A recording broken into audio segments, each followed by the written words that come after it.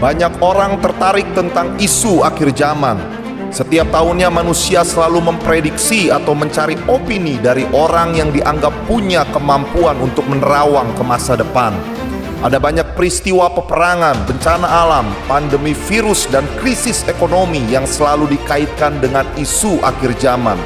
Namun pada akhirnya, hal tersebut seperti tidak terjawab oleh peristiwa yang ada. Seperti apa kiamat itu yang sebenarnya? Peperangan besarkah? Bencana alam hebatkah? Atau krisis ekonomi yang berkepanjangankah?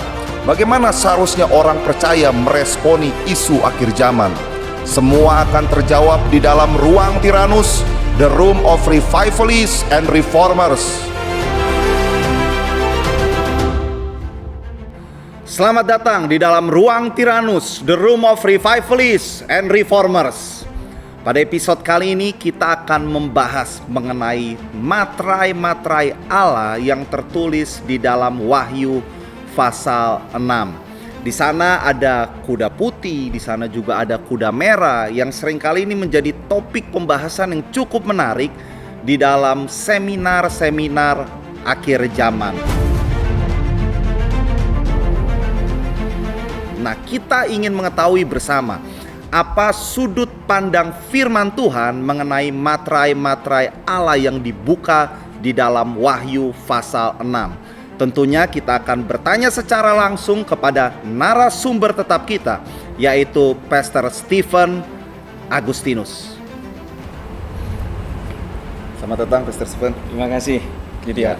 Silakan duduk Pastor. Terima kasih. Kita ketemu lagi di Ruang Tyrannus. Ruang Tyrannus. Iya. Sehat-sehat Pastor Stephen. Puji Tuhan, luar biasa. Iya, Pastor, kita mau langsung nih Pastor bahas tentang buku Kiamat apa itu. Iya.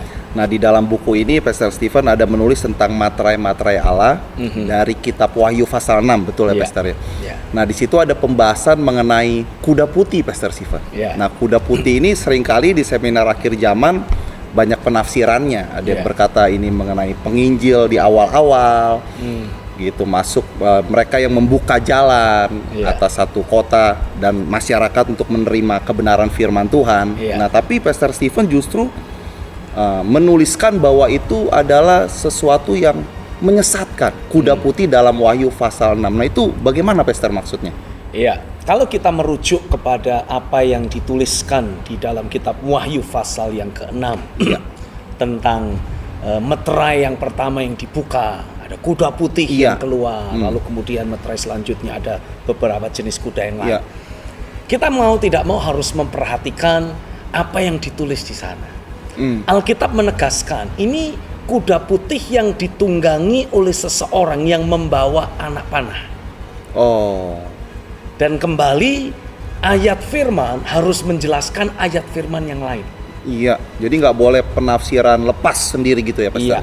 Iya. Di dalam kitab Mazmur dituliskan bahwa Tuhan menghendaki agar setiap kita sebagai para pemimpin bisa belajar membuat penuh tabung panah kita dengan anak-anak panah yang merupakan gambaran dari anak-anak muda.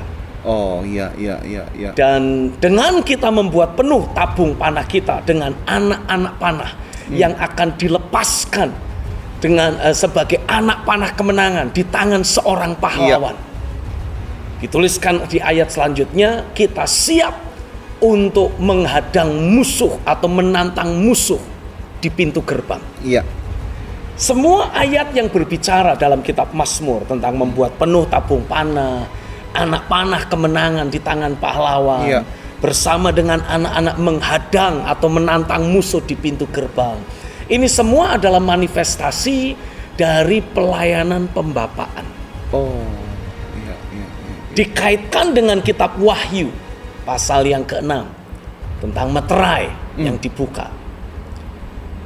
Ini sama-sama kuda putih, tapi mempergunakan anak panah. Bukan mempergunakan atau membawa pedang. Karena kalau kita membaca dalam Wahyu yang ke-19, gambaran dari Yesus Sang Firman itu, dia juga mengenakan kuda putih. Tapi ada pedang yang keluar dari mulutnya. Jadi itu perbandingan ayatnya Pastor ya, di Wahyu 19. Iya. Iya. Sehingga sebagai akibatnya dari beberapa ayat firman yang ada ini, saya pun mendapatkan sebuah pemahaman. Oh, ini meterai berbicara tentang sebuah gerakan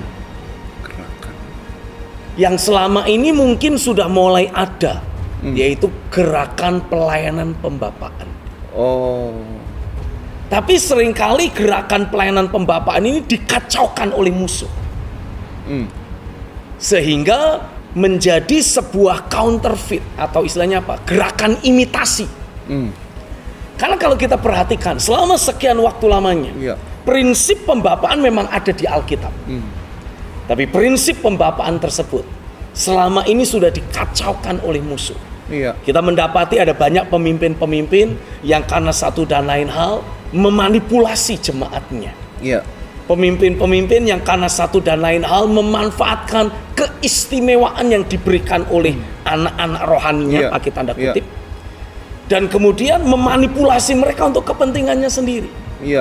Sementara kalau kita berbicara tentang gerakan yang dari Tuhan, itu selalu akan membawa kemuliaan bagi nama Tuhan. Bukan justru mengangkat, mengkultuskan atau membuat si sosok bapak rohani yang dimaksud menjadi terlihat wah super sekali. Karena bagaimanapun juga si bapak rohani pasti masih punya kelemahan, namanya masih manusia. Tapi berbeda apabila si bapak rohani membangun pelayanan pembapaannya secara alkitabiah sesuai dengan prinsip firman. Dia tidak akan menjadikan dirinya sebagai fondasi dari seluruh jemaat yang ada. Tapi dia akan menjadikan Kristus untuk tetap menjadi fondasi dari kehidupan seluruh jemaat. Dia memang harus memanifestasikan kehidupan Kristus, tapi dia bukanlah sang Kristus. Jadi maksud Pastor Stephen, kuda putih dan penunggangnya ini dalam Wahyu pasal 6 adalah bapak-bapak rohani palsu, begitu Pastor? Iya, karena selama sekian waktu lamanya, kalau kita merujuk dan membaca lebih lanjut tentang meterai-meterai yang dibuka, semuanya itu selalu berkonotasi kepada hal-hal yang negatif, hal-hal yang menjadi pakai tanda kutip musibah, dan sepertinya itu semua mendiskreditkan apa yang selama ini Tuhan lakukan. Sehingga sebagai akibatnya kesimpulan yang saya bisa dapatkan, ini memang upaya yang dipersiapkan oleh si jahat dan di-approve, begitulah kurang lebihnya. Karena bagaimanapun juga semua yang terjadi di atas muka bumi ini terjadi karena ada sesuatu di ruang tahta. Tuhan memberikan izin, Tuhan memberikan kesempatan karena kecenderungan hati manusia yang memang mengejar apa yang mereka inginkan. Maka mau tidak mau sebagai konsekuensinya Tuhan harus mengizinkan ada sesuatu yang terjadi. Dan dari situlah pelayanan pembapaan palsu dilepaskan, diizinkan Tuhan, seperti merusak, mengacaukan segala sesuatu yang Tuhan ingin kerjakan. Tapi kabar baiknya, bagaimanapun juga, Kitab Wahyu termasuk kisah tentang dibukanya tanda-tanda meterai dan sebagainya, semua itu memiliki keterkaitan dengan manifestasi pewahyuan tentang Yesus Kristus. Dan di dalam Wahyu pasal yang pertama ini kita mundur lagi berarti.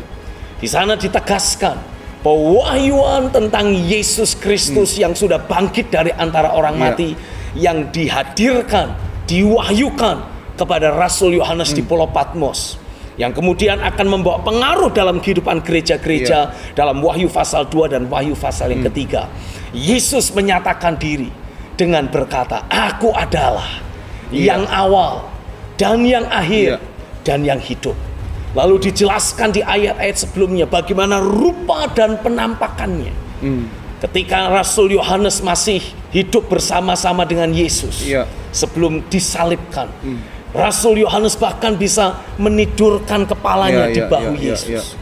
Tapi setelah peristiwa kebangkitan, Yohanes tidak bisa mengenali Yesus yang dulu dia pakai untuk tempat bersandar.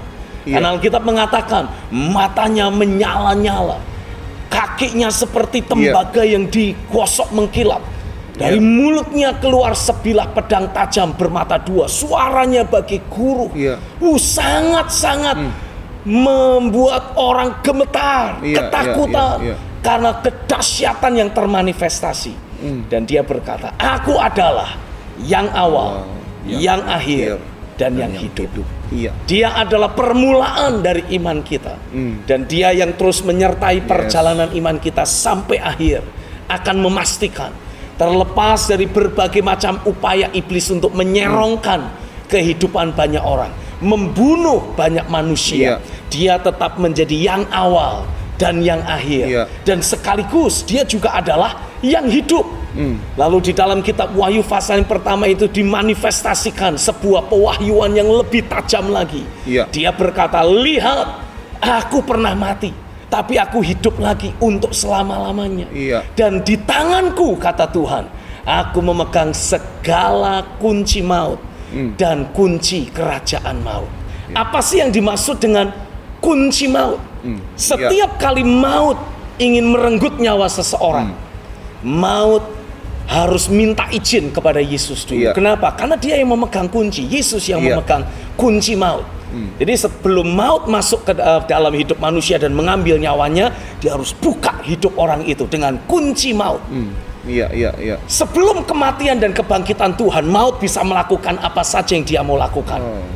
Dia bisa mengambil nyawa bahkan tokoh-tokoh Alkitab. Daud. Lalu siapa lagi? Abraham. Lalu siapa lagi? Gideon misalkan. Mereka adalah tokoh-tokoh Alkitab yang Tuhan pakai luar biasa di generasinya.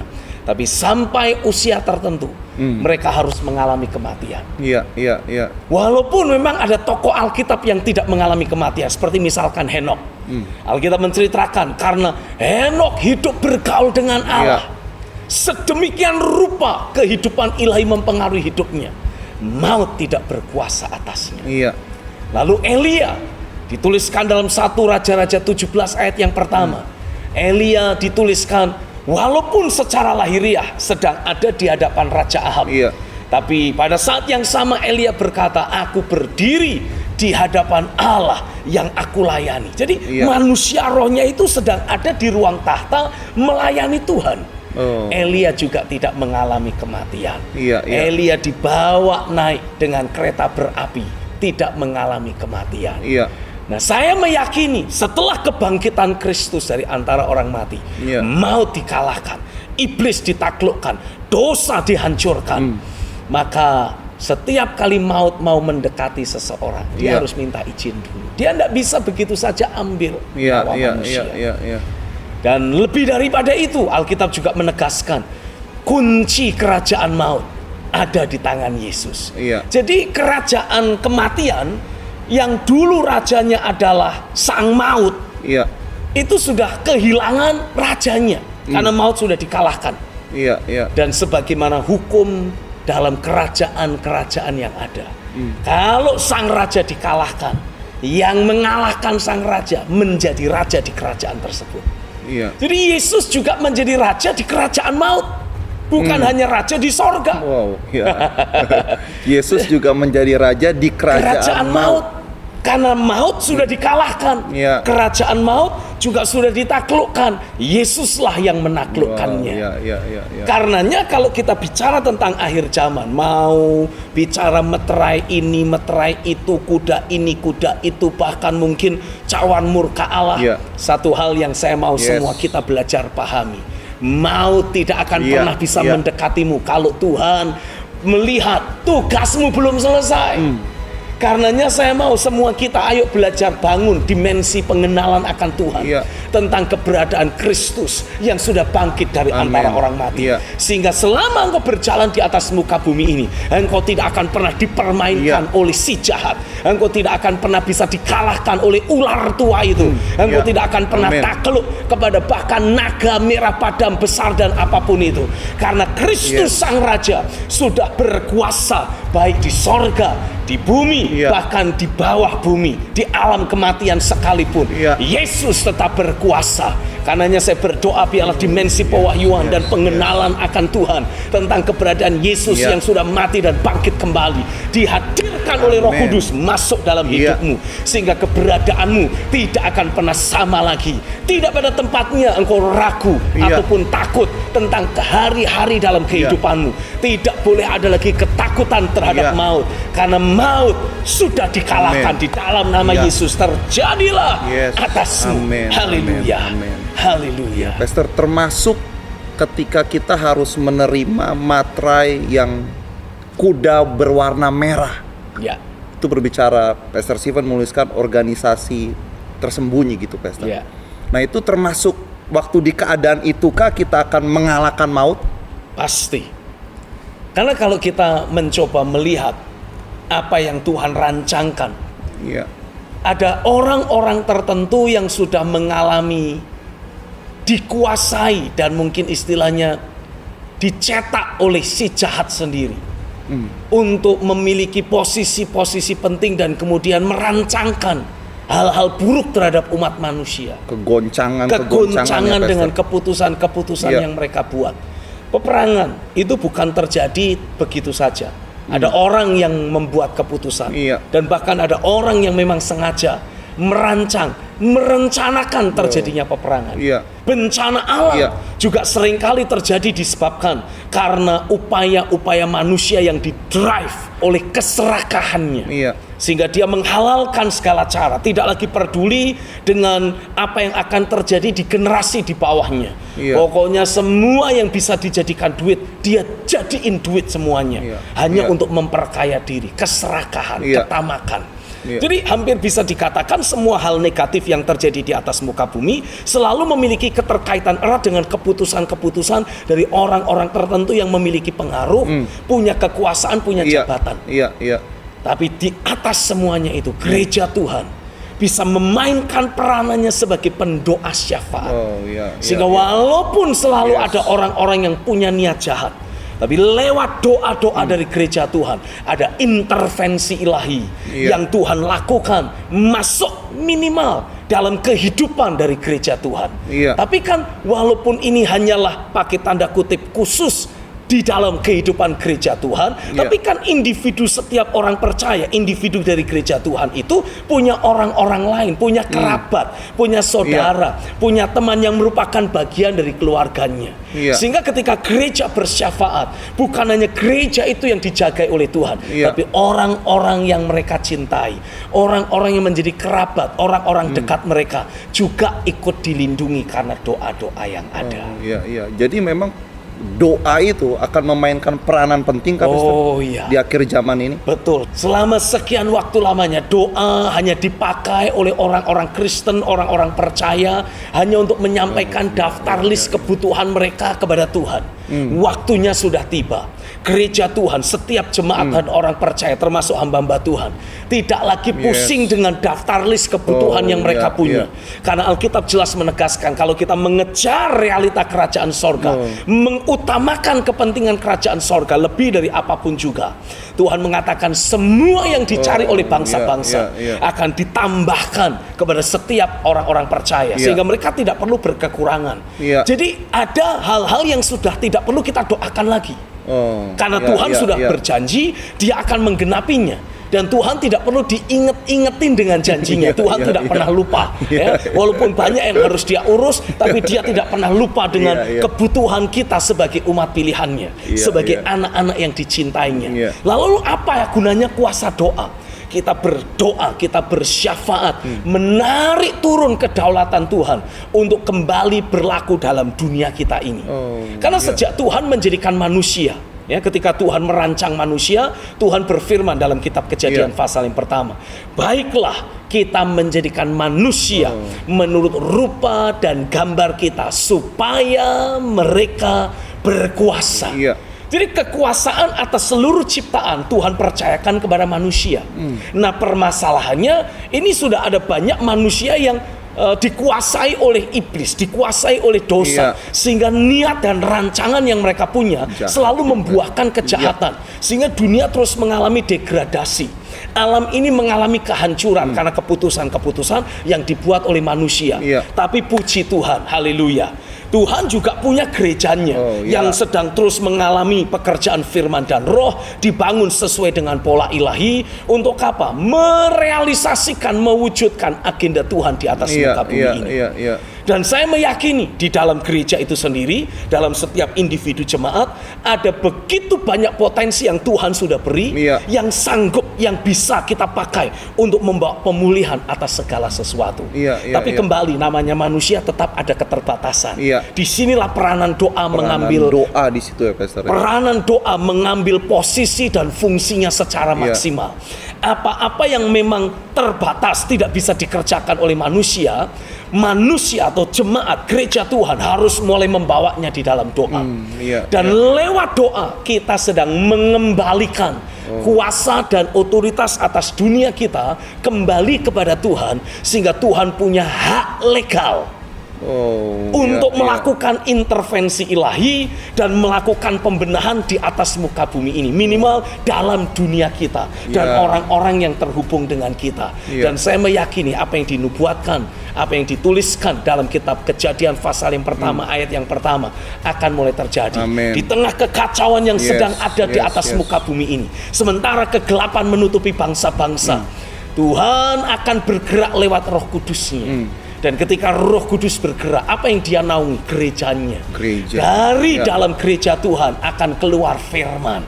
Dan sebagaimana Tuhan menyampaikan firman di Kejadian pasal yang pertama, jadilah terang, dan tiba-tiba dari tengah kegelapan terang pun muncul, dan kegelapan sirna. Hal yang sama akan terjadi pada hari-hari yang terakhir ini. Gereja Tuhan akan memainkan peranan yang sangat penting. Memperkatakan firman, mendeklarasikan firman, akan memegang peranan yang sangat penting. Itu sebabnya saya mendorong semua saudara, ayo ikuti gerakan 1 jam sekali. Gerakan 1 jam sekali berdoa, 1 jam sekali menyembah, 1 jam sekali mendeklarasikan firman. Apa tujuannya? Supaya hidup kita dalam kehidupan sehari-hari akan terus selaras dengan frekuensi sorga, sehingga apapun yang Tuhan ingin sampaikan, kita dengan mudah untuk menangkapnya. Dan kita dengan mudah memperkatakannya, sehingga sesuatu yang ilahi akan terus terjadi di dalam diri kita dan melalui setiap kita. Dan saya percaya kita yang sedang menyaksikan acara Ruang Tiranus pada saat ini sedang mau dilibatkan Tuhan lebih lanjut untuk bersama-sama berfungsi sebagai gerejanya di atas muka bumi ini, yang memanifestasikan diri sebagai gerbang sorga. Apapun yang Tuhan rencanakan akan Tuhan hadirkan lewat gerejanya. Terjadilah di dalam nama Yesus. Pastor Stephen, terakhir nih Pastor.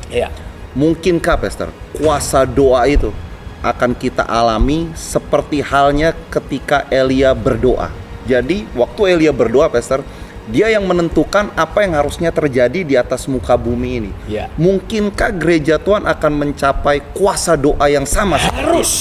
Harus, karena kitab Yakobus juga memberikan penegasan. Elia itu manusia biasa, sama seperti kita. Tapi karena dia berdoa dengan sungguh-sungguh, maka sesuatu terjadi. Apa yang dia deklarasikan terjadi. Tapi ini yang saya mau untuk setiap kita belajar pahami. Yang menentukan sebetulnya bukan Elia, tapi karena Elia sudah inline dengan Tuhan, sedemikian inline frekuensi hidup Elia dengan Tuhan, sehingga apapun yang Tuhan firmankan, Elia langsung tahu. Karena siapakah Elia? Elia masih sama seperti kita.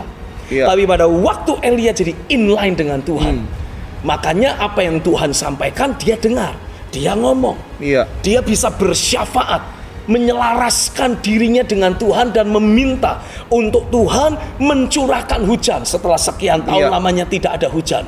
Dan ketika Tuhan memberi firman dalam bentuk tanda, ada awan kecil sebesar telapak tangan di ujung lautan, Elia langsung tahu doanya sudah dijawab Tuhan.